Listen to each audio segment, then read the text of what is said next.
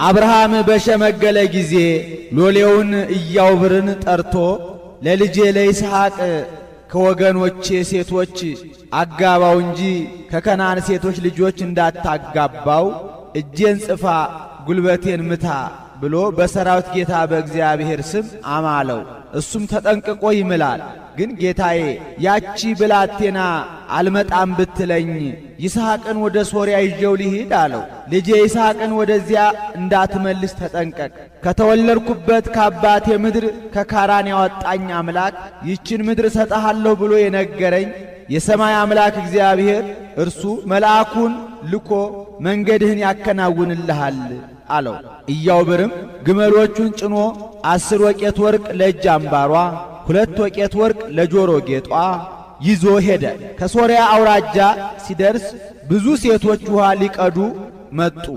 አይቶም ከነዚህ ወገን አንዲቱ መልክ ከደምግባት ጋር አስተባብራ የያዘች አንዲት ልጃገረድ አግኝቼ እሷም የጌታዬ ወገን ሆናልኝ ውሃ ጠጪ ብያት ብታጠጣኝ ለግመሎችም ብታጠጣልኝ ኬሃ አስተዳሎከ ለይስሐቅ ገብርከ እርሷ ለባሪያ ለይስሐቅ ያዘጋጀሃት ትሁን እያለ ይህን ሲያስብ አስቦ ሳይጨርስ መልክ ከደምግባት ጋር አስተባብራ የያዘች ርብቃ ባጭር ታጥቃ ማድጓን ይዛ ውሃ ልትቀዳ መጣች። ውሃ ቀድታ ስትወጣ እባክሽ ውሃ ጠጪኝ አላት። አጠጣችው። ግመሎቹንም አጠጣችለት።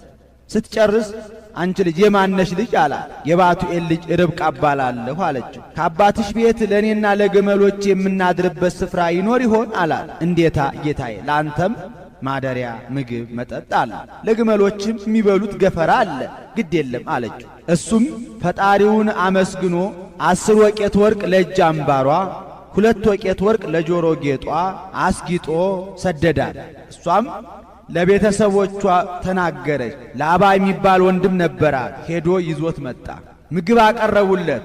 እርሱ ግን ጌታዬ የላከኝን ሳልናገር ምግብ አልበላም አልጠጣም አላቸው። በል ንገረን አሉት። እርሱም እግዚአብሔር ጌታዬን አብርሃምን እንዳከበረው ታውቃላችሁ። በስተርጅና የወለደው ተወራራሽ ተቆራራሽ የሌለው አንድ ልጅ አለው። እሱን ከወገኖቼ ከሶርያ እንጂ ከከናን ሴቶች እንዳታጋባው ብሎ አምሎኛል። ዛሬም ገንዘቤን ይዤ መጥቼ ከውሃ ዳር አርፌ ይህንን ሳወጣ ሳወርድ ይህች ብላቴና መጣች። እንደምታዩት አስግጬ ሰደድኳት። ስለዚህ ቸርነትና እውነትን ለጌታዬ ትሰሩ እንደሆነ ንገሩኝ አላቸው። እነሱም የእሷን ፈቃድ ጠይቀን ይዘሃት ትሄዳለህ ብለው ርብቃን ጠርተው ርብቃ ትሄጃለሽ ብለው ቢጠይቋት እሷም እሄዳለሁ አለች። እነሱም እህታችን እልፍ አእላፍ ሁኚ፣ ልጆችሽ የልጅ ልጆችሽ የጠላቶቻችን ደጅ ይውረሱ ብለው መርቀው ግንባሯን ስመው ሰደዷል። ሎሌውም ለቤተሰቦቿ ለማጫ የሚሆን የከበረ ስጦታ ሰጥቶ ይዟት ሄዷል። ይስሐቅ ወንበዴ እንዳይጣላቸው ብሎ ብላቴኖቹን አስከትሎ ከአፋፍ ሆኖ እየወጣ እየገባ ሲመለከታቸው ርብቃ በሩቅ አይታ ያማን ነው አለችው። አሁን አንቺ የምትሄጅለት የጌታዬ የአብርሃም ልጅ ይስሐቅ ነው አላት። እሷም መሸፈኛ ወስዳ እንደ ባህላቸው ተከናንባ አጊጣ ቆየችው። ይስሐቅም ወርዶ ይዟት ሄዷል። ይሄ ምሳሌ ነው። አብርሃም የእግዚአብሔር አብ ምሳሌ፣ ይስሐቅ የመለኮት፣ ኢያዕብር የቅዱስ ገብርኤል፣ ርብቃ የእመቤታችን የድንግል ማርያም ምሳሌ፣ ከነዓን የሰማይ ሶርያ የዚህ ዓለም ምሳሌ፣ የሶርያ ልጆች የተባሉት የአዳም ልጆች፣ የከነዓን ሴቶች ልጆች የተባሉት የመላእክት ምሳሌ።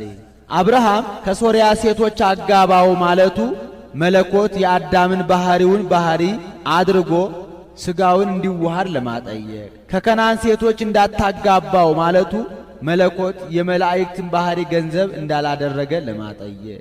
መልእክተኛው ኢያዕብር ከአብርሃም ተልኮ ከከነዓን ወደ ሶርያ መውረዱ መልአኩ ቅዱስ ገብርኤልም ከእግዚአብሔር ተልኮ የአምላክ ሰው መሆንን ብስራት ይዞ ከሰማይ ወደ ምድር ወደ እመቤታችን የመውረዱ ምሳሌ።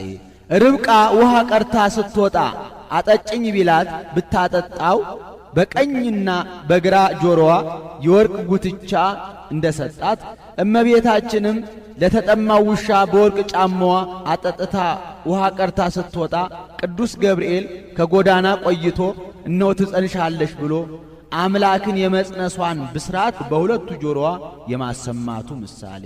ርብቃ ስትጠየቅ ፈቃደ እግዚአብሔር ከሆነ እሺ እሄዳለሁ እንዳለች ሁሉ እመቤታችንም ቅዱስ ገብርኤል ትጸንሻለሽ ብሎ ባበሰራት ጊዜ እንደ ቃል ይሁንልኝ ይደረግልኝ ብላ ብስራቱን በእምነት የመቀበሏ ምሳሌ።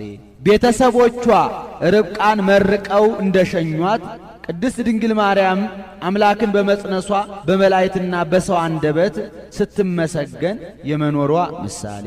ኢያዕብር ለቤተሰቦቿ ማጫ እንደሰጠ ቅዱስ ገብርኤልም ለሰው ልጆች ሁሉ የሚሆን ብስራት የማሰማቱ ምሳሌ።